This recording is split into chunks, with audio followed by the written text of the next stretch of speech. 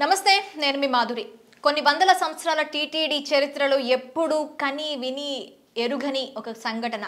దేవస్థాన ప్రాంగణంలో 6 కుమ్మిస్లాట్లో చనిపోయారు. అది కూడా పవిత్రమైన వైకుంఠ ఏకాదశి రోజు. టీటీడీలో భద్రత లోపం కనిపిస్తోంది. మరి ఏం జరుగుంటుంది? డీటెయిల్గా మాట్లాడడానికి మనతో పాటు ఉన్నారు బాలాగారు, అడ్వకేట్ అండ్ పొలిటికల్ అనలిస్ట్. నమస్తే అండి. నమస్తే బాలాగారు. టీటీడీ కొన్ని వందల సంవత్సరాల చరిత్ర. ఎప్పుడు దేవస్థాన ప్రాంగణంలో చీమకు కూడా అపకారం జరగద్దు అనే ఒక కాన్సెప్ట్తో నడుస్తుంది. అలాంటి దీంట్లో 6 చనిపోయారు. అది కూడా ఒక ఇండిసిప్లైన్ యాక్ట్తో. దీన్ని ఎట్లా చూడాలి అంటారు? See, this is a purely negligency and due care, deliberate attempt. నిజం చెప్పాలంటే ఇది నథింగ్ బట్ ఒక పబ్లిసిటీ పిచ్చితో ఉన్న పర్సన్స్ చేసిన పని. పబ్లిసిటీ పిచ్చి, ఎస్. నాకున్న సమాచారం వరకు పబ్లిసిటీ గురించే ఈరోజు ఈ యాక్ట్ అనేది జరిగింది. రీజన్ చెప్తాను చూడండి మీకు. చరిత్రలో ఎప్పుడు కూడా దీనికంటే ఎక్కువగా వీళ్ళు ఇప్పుడు ఒక క్రౌడ్ని చూస్తున్నారు. ఒకప్పుడు అసలు ఇలా క్రౌడ్ మేనేజ్మెంట్ లేకుండా కూడా తిరుమల తిరుపతి దేవస్థానంలో తిరుపతిలో వేలాది మంది లక్షలాది మంది భక్తులు పోటెత్తి వచ్చినా కూడా ఎప్పుడు ఏమీ జరగల. అవును. అప్పుడు టోకెన్స్ లేవు, అక్కడ ఇంతమైన సిస్టమ్ లేదు. వచ్చిన కంపార్ట్మెంట్లో వేసేవాళ్ళు, కంపార్ట్మెంట్స్ రిలీజ్ అయిన వాళ్ళు భక్తులందరూ క్యూలో వెళ్ళిపోయేవాళ్ళు. క్యూలో అయిపోయిన తర్వాత మళ్ళీ బయటకు వచ్చేవాళ్ళు. బయటకు వచ్చిన తర్వాత అందరూ అన్నసత్రాలలో అన్నం తినేసి మళ్ళీ కిందికి తిరుపతికి వచ్చేసేవాళ్ళు. ప్రాసెస్గా ఎప్పుడు జరిగిపోయేది. ఏంటి ఇంత ప్రొసీజర్ లేకపోయినా, ఏంటి టోకెన్ తీసుకో, టికెట్ తీసుకో, ఇవి తీసుకో, అవన్నీ లేకపోయినప్పుడు కూడా బాగా జరిగింది. బట్ వేరాస్ ఇప్పుడు ఎప్పుడైతే రిస్ట్రిక్షన్ చేయడం అనేది మొదలు పెట్టారో అక్కడి నుంచి స్టార్ట్ అయిపోయింది. అసలు ఈరోజు ఈ ఘటన జరగడానికి రీజను 2014లో దీనికి బీజం.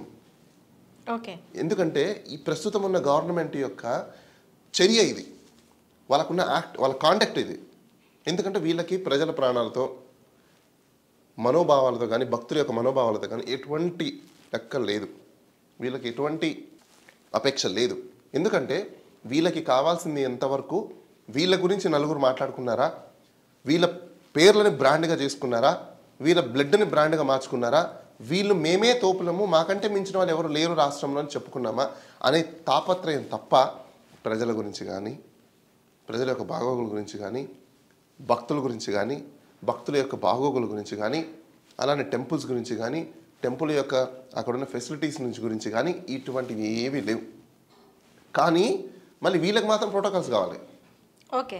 విఐపీలకు, వివిఐపీలకు, మినిస్టర్లకు, అలానే బిజినెస్ మ్యాన్స్కి, అందరికీ ప్రోటోకాల్స్ కావాలి. బట్ కామన్ మ్యాన్కి, కామన్ భక్తుడికి ప్రోటోకాల్స్ అక్కర్లా.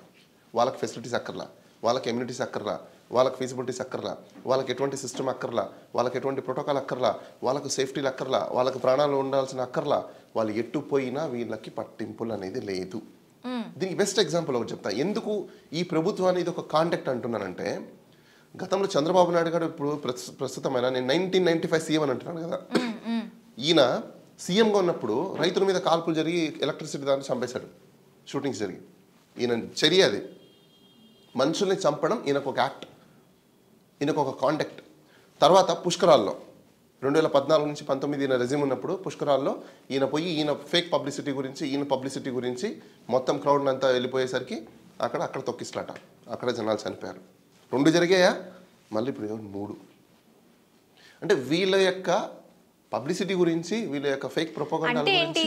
ఇది పబ్లిసిటీ అనే కన్నా నేను చెప్తాను, అక్కడికి వస్తున్నా. భద్రతని ప్రాపర్గా వాళ్ళు డిజైన్ చేయాలి. ఒకటి, బ్యారిగేట్స్ కానీ, ఫెసిలిటీస్ కానీ, లేకపోతే 7 లక్షల మందికి టోకన్ ఇవ్వాలని డిసైడ్ అయినప్పుడు దానికి సంబంధించిన సెంటర్లు ఎన్ని? 9 సెంటర్లు, 94 కౌంటర్లు. సరిపోతుందా? ప్రజలకు అర్థమయ్యే విధంగా నేను ఒక బెస్ట్ ఎగ్జాంపుల్ చెప్తాను, మీరే డిసైడ్ చేసుకోండి. ఇది వీళ్ళు కావాల్సి చేశారు అన్నదానికి ఒక ఎగ్జాంపుల్ ఇస్తాను నేను మీకు. ఎలక్షన్స్ వస్తాయి, ఒక ఈవీఎంలో 1500 నుంచి 2000 ఓట్స్ ఉంటాయి. 2000 ఓటుకే ఒక కౌంటర్ ఉన్నప్పుడు, ఒక ఈవీఎం మిషన్ ఉన్నప్పుడు, ఒక నియోజకవర్గంలో 2 లక్షల ఓట్లు ఉంటాయి. 1,50,000 నుంచి 2 లక్షల వరకు ఉంటాయి. 150 నుంచి 200 ఈవీఎంస్ పెడతారు. 2 లక్షల ఓటర్లకి అన్ని కౌంటర్స్ ఉన్నప్పుడు ఇంక 7 లక్షల మందికి ఎన్ని కౌంటర్లు పెట్టాలి, ఎన్ని సెంటర్లు పెట్టాలి? ఇక్కడ నాదొక క్వశ్చన్, నేను చెప్తున్నా, క్వశ్చన్ బాలాగారు, మీరు అన్నారు కాబట్టి ఈవీఎం ఒక 2000 ఓట్లు. ఇప్పుడు ప్రతి ఒక్కళ్ళు ఇప్పుడు 7 లక్షల మంది కాన్స్టిట్యున్సీలో ఉన్న వాళ్ళందరూ 7 లక్షల మంది వెళ్ళి ఓటేస్తారు. వెయ్యరు, ఓట్లు వెయ్యరు. ఓట్లు మీకు పోల్ అయ్యేది 70%, 80%, 60%. దాంట్లో కూడా మార్నింగ్ నుంచి ఈవినింగ్ వరకు సుదీర్ఘంగా టైం పీరియడ్ ఉంటది.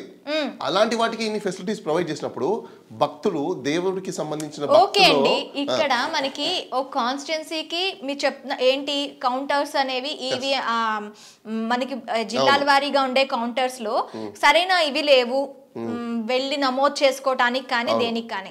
ఇక్కడ ఓటు హక్కు ప్రతి ఒక్కళ్ళు కూడాను ఓటు వేయటానికి వెళ్ళాలని చూస్తారు. మాక్సిమం మీరు 70%, 7 lakhs లో 70% అంటే మాక్సిమం ఒక 5 lakhs మెంబర్స్ అయితే ఓట్ వేయడానికి వెళ్తారు. ఈ 5 lakhs మంది ఎట్ ఎ టైం తిరుపతి దేవస్థానంకి వెళ్ళాలనే ఆలోచనలో ఉండరు కదండి. ఇప్పుడు నేను చెప్పింది మీకు రీజన్ ఏంటంటే వాళ్ళు ఇచ్చిన ఒక షెడ్యూల్ పబ్లిసిటీలో 7 లక్షల మందికి మేము కౌంటర్స్ లో టోకన్స్ ఇవ్వబోతున్నాం అని చెప్పారు. ఓకే, నేను దానికి ఎగ్జాంపుల్ చెప్పాను మీకు. ఎగ్జాంపుల్ చెప్పడానికి రీజన్ వాళ్ళు ఇచ్చిన పబ్లిసిటీలోనే 7 లక్షల మందికి వాళ్ళు ఇవ్వాలని డిసైడ్ అయినప్పుడు 9 సెంటర్లు ఏం సరిపోతాయి, 94 కౌంటర్స్ ఏం సరిపోతాయి?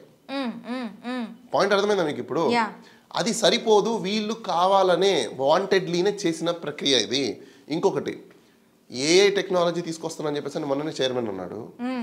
టెక్కీ సీఎం అని చెప్పేసి అని అందరూ ఐటీ ఇండస్ట్రీని మొత్తం అంతా ఈరోజు ఇంటర్నేషనల్ ఐటీ మొత్తం క్రియేట్ చేసింది చంద్రబాబు నాయుడు అని ఆయన డబ్బాలు కొట్టుకుంటారు.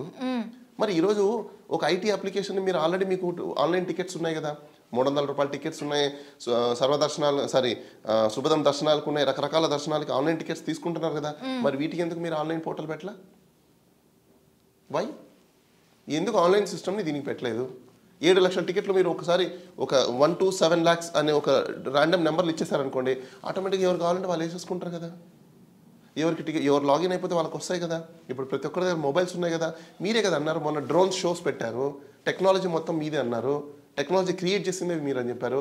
దేవస్థానంలో కూడా ఏ టెక్నాలజీని తీసుకొచ్చేస్తున్నా అని చెప్పేసి అని బిఆర్ నాయుడు గారు చైర్మన్ గారు చెప్పారు. మరి ఏమైందండి మీ టెక్నాలజీ? ఇదంతా ఎక్కడ పోయింది?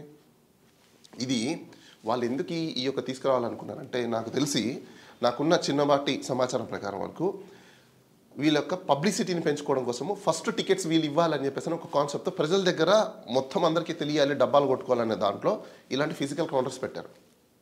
పెట్టి ఫస్ట్ కౌంటర్స్లో ఫస్ట్ టికెట్లు చైర్మన్ ఇవ్వాలనేది వీళ్ళు పెట్టుకున్న పాలసీ. సో ఆ చైర్మన్ వచ్చేంత వరకు కూడా వీళ్ళందరూ వెయిట్ చేయాలి కదా. ఆయన వచ్చి టోకన్ ఇస్తే అప్పుడు జరుగుతుంది.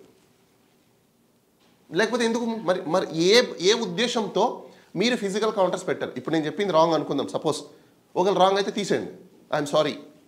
రాంగ్ అయితే ఐఎమ్ సారీ. మరి నిజం ఏంటి? If I say lie, then what is the truth? మీరు ఎందుకు కౌంటర్స్ పెట్టారు? మీరు ఎందుకు ఫిజికల్గా పెట్టారు? ఆన్లైన్ ఎందుకు పెట్టాలా? ఓకే, కౌంటర్లు కూడా అక్కర్లేదు, సర్వదర్శనం ఎవరికి వాళ్ళు దారిలో పోతుంటారు, టోకన్లు వేసేయండి, అయిపోయింది కదా. ఎందుకు పెట్టలా?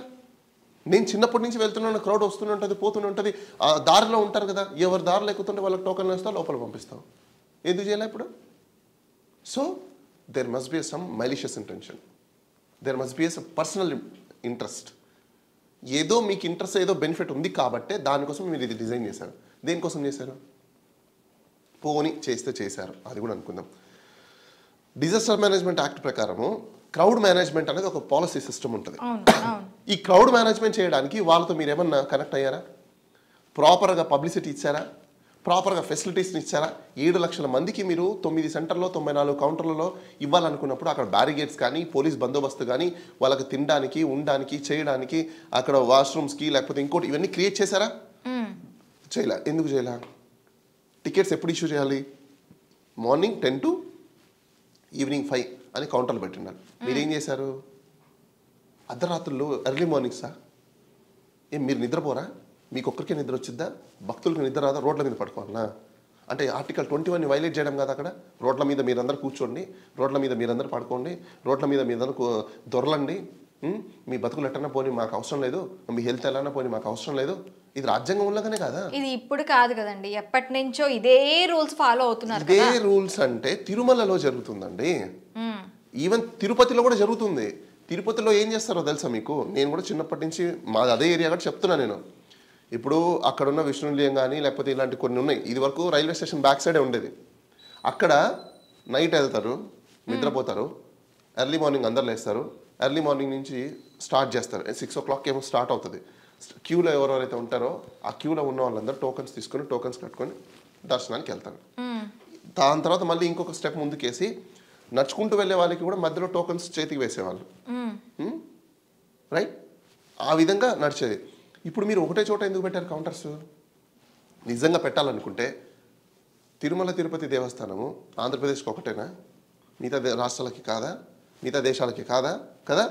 మరి అలాంటప్పుడు దేశం మొత్తం ప్రతి చోట కూడా మీరు ఎందుకు సెంటర్స్ని పెట్టాలా టికెట్స్ గురించి? వైకుంఠ ఏకాదశి రోజున ద్వారం ఓపెన్ చేస్తారు, ప్రజలు పోటెత్తుతారన్న విషయం మీకు తెలుసు కదా. ఇన్ని సంవత్సరాల నుంచి మీరు చేస్తున్నారు కదా. 40 ఏళ్ళ ఇండస్ట్రీ చంద్రబాబు నాయుడు గారు. అవును. మీడియాకి ఒక మీడియా ఛానల్కి చైర్మన్ బిఆర్ నాయుడు గారు. ఈయనే కదా మొత్తం నాకు దైవభక్తి ఉంది, నాకు అన్నీ తెలుసు, నాకు తెలియనిది ఏది లేదు అని డబ్బాలు కొట్టుకున్నారు ఆయనే కదా. నేను తప్ప ఇంకోరు క్వాలిఫైడ్ కాదన్నారు కదా. ఇదేనా మీ క్వాలిఫికేషన్?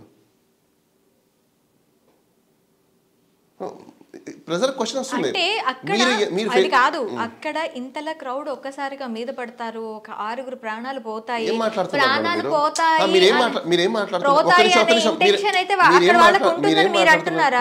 మాట్లాడుతున్నారు? మీకు కొంచెం అర్థమవుతుందా?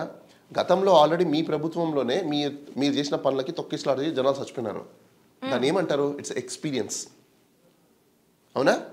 ఎక్స్పీరియన్స్ అయినప్పుడు మీరు ఎటువంటి చర్యలు తీసుకోవాలి, ఎటువంటి ప్రజలకి కావాల్సిన సౌలభ్యాన్ని క్రియేట్ చేయాలి? క్రియేట్ చేశారా? చేయలేగా. మరి చేయనప్పుడు ఇట్లానే బిఫోర్ దట్ ఆయన వాళ్ళు ఉండేటప్పుడు బిఫోర్ దట్ ఇలాంటివన్నీ జరగలేదు కదా. తిరుపతి దేవస్థానంలో క్రౌడ్ ఎక్కడైనా ఒకటే కదండి. క్రౌడ్ ఏమైనా ఇక్కడైతే ఒక చోటు, అక్కడైతే ఇంకోలాగా, ఇంకో చోట ఇంకోలాగా ఉంటుందా ఏంటి? కాదు కదా. క్రౌడ్ మేనేజ్మెంట్ లో కంప్లీట్ గా విఫలం అయ్యింది అంటారు టీటీడీ. ఆల్రెడీ మీకు గవర్నమెంట్ టీటీడీ చైర్మన్ ఇద్దరిది తప్పు. ఎందుకంటే టీటీడీ ఎంప్లాయీస్ నేను అన్నాను మళ్ళీ. ఎందుకంటే టీటీడీ ఎంప్లాయీస్ మీరు ఇచ్చే ఇన్స్ట్రక్షన్స్ మీద పనిచేసేవాళ్ళు. వాళ్ళంతా మీకు చేతకాక మీరు ఇన్స్ట్రక్షన్స్ ఇవ్వలేదు, మీకు సరిగ్గా ప్రాపర్గా తెలియక మీకు ఉన్నదంతా ఒకటి ego, personal ego, communal ego, capital ego and publicity ego. ఇవి తప్ప ఇంకోటి లేదు ప్రస్తుతం ఉన్న ప్రభుత్వానికి, ప్రస్తుతం ఉన్న చైర్మన్కి. ఓకే, లా ఎలా యాక్ట్ చేస్తుంది దీని గురించి? ఇట్స్ వెరీ సింపుల్ అండి. దీంట్లో వెరీ క్లియర్. ఇది purely negligence of act. Negligence యాక్ట్లో నో డౌట్ ఒకరి యొక్క నెగ్లిజెన్సీ వల్ల ఎవరైనా చనిపోయారంటే హీఈస్ హెల్డ్ లయబుల్. ఖచ్చితంగా వాళ్ళ మీద కేసు కడతారు. వాళ్ళు చనిపోయినందుకు అకౌంటబిలిటీ తీసుకోవాల్సిందే. వాళ్ళ మీద కేసు కట్టి వాళ్ళని ప్రాసిక్యూట్ చేస్తారు. అదేవిధంగా గవర్నమెంట్ కంపెన్సేషన్ కూడా వాళ్ళకి పే చేయాల్సిందే. దీంట్లో ఈవెన్ చీఫ్ మినిస్టర్ కూడా ఇంక్లూడ్ అవుతారు. ఎందుకంటే ప్రతిదీ కూడా చైర్మన్ ఏమంటున్నారంటే the directions of the chief minister monitor చేస్తున్నారు. చీఫ్ మినిస్టర్ గారు చెప్పారు, చంద్రబాబు నాయుడు ఇది చేస్తారు, చంద్రబాబు నాయుడు. సో మీరు ఇండిపెండెంట్గా పని చేయట్లా. అక్కడ ప్రతిదీ చంద్రబాబు నాయుడే మొత్తం మానిటర్ చేస్తున్నారు. అంటే ఇండిపెండెంట్గా ఉండాల్సిన దేవస్థానాన్ని చంద్రబాబు నాయుడు కబంధ హస్తాల్లోనే పెట్టుకున్నారు అనేది క్లియర్గా అర్థమవుతుంది. సో నెగ్లిజెన్స్ అప్పుడు ఆయన మీదకి కూడా వస్తుంది. ఓకే. సో ఇక్కడ చంద్రబాబు నాయుడు, అదేవిధంగా టీటీడీ చైర్మన్, ఇక్కడ ఈఓ కూడా ఉంటుంది. ఎందుకంటే ఈఓకి చంద్రబాబు నాయుడు గారు అదేవిధంగా బిఆర్ నాయుడు గారికి ఉన్న దానికంటే ఎక్కువ పవర్స్ ఉన్నాయి. నువ్వు ఇండిపెండెంట్గా డెసిషన్స్ తీసుకోవచ్చు, అయినా నువ్వు తీసుకోలేదు అంటే ఖచ్చితంగా నీ నెగ్లిజెన్స్ కూడా ఉంది. కాబట్టి టీటీడీ ఈఓ కూడా బాధ్యుడే దీనికి. అండ్ వన్ మోర్ థింగ్, దీని మీద ఆల్రెడీ వంగవీటి నరేంద్ర గారు హెచ్ఆర్సీకి, నేషనల్ హ్యూమన్ రైట్స్ కమిషన్కి, అదేవిధంగా ప్రెసిడెంట్ ఆఫ్ ఇండియాకి and home minister of Amit Shah గారికి కూడా కంప్లైంట్ చేయడం అయితే జరిగింది. చూద్దాం మరి కేంద్ర ప్రభుత్వము అదేవిధంగా నేషనల్ హ్యూమన్ రైట్స్ కమిషన్ ఏ విధంగా దీని మీద యాక్ట్ అవుతారని మనం చూడాలి. ఓకే బాలా గారు, థ్యాంక్ యూ వెరీ మచ్.